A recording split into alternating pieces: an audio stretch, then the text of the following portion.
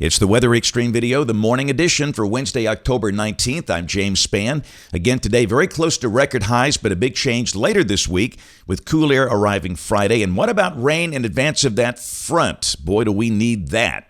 Lots to talk about, so here we go. Familiar sight, that is an upper ridge parked over the deep south. That thing has been deflecting rain-producing systems for a while.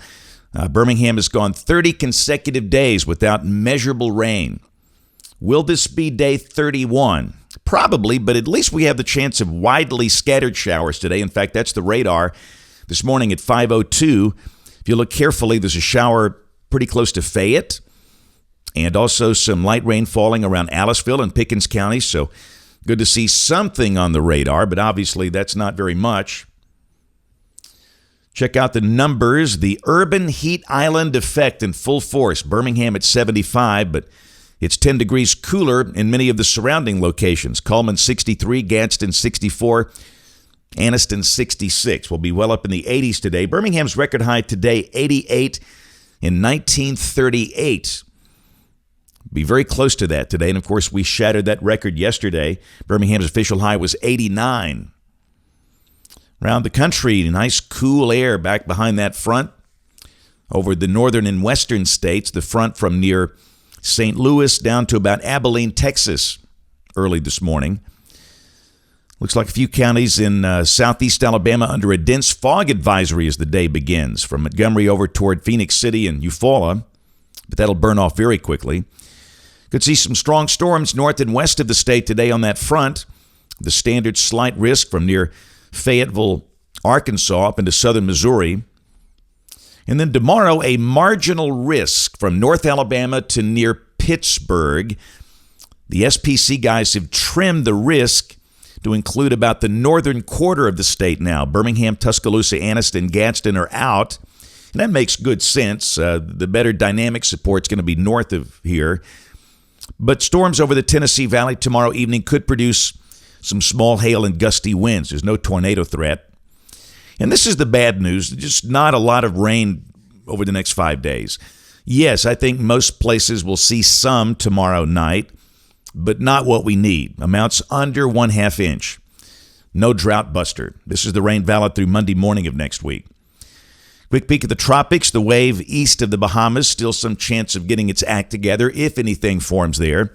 That will be moving north up toward the Canadian Maritimes. No effect on the United States. And the intensity guidance, most models keep it under tropical storm strength. But a few bring it up to a tropical storm. The name would be Otto if this thing develops. All right, model fans, here we go. The GFS, the 06Z run, valid today at 1 o'clock, troughing to the north. That'll push the cool air in here late this week. Mixture of clouds and sunshine. The high today well up in the 80s. Here's the high-resolution HER at 6 o'clock, not showing very much. I see about a half dozen specks, so most places will stay dry today. And a pretty good chance for Birmingham, this will be day 31 with no measurable rain. But tomorrow, that's when the changes begin. Cold front knocking on the door. Still very warm. We'll be in the 80s. We'll be dry to start the day. Showers and storms will start developing tomorrow afternoon. This is 1 o'clock. Off the high-res NAM, showing kind of a random pattern of scattered showers.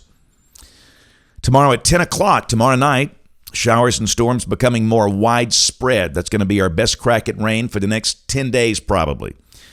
And let's hope you get some. And again, we think everybody will see under 1/2 inch.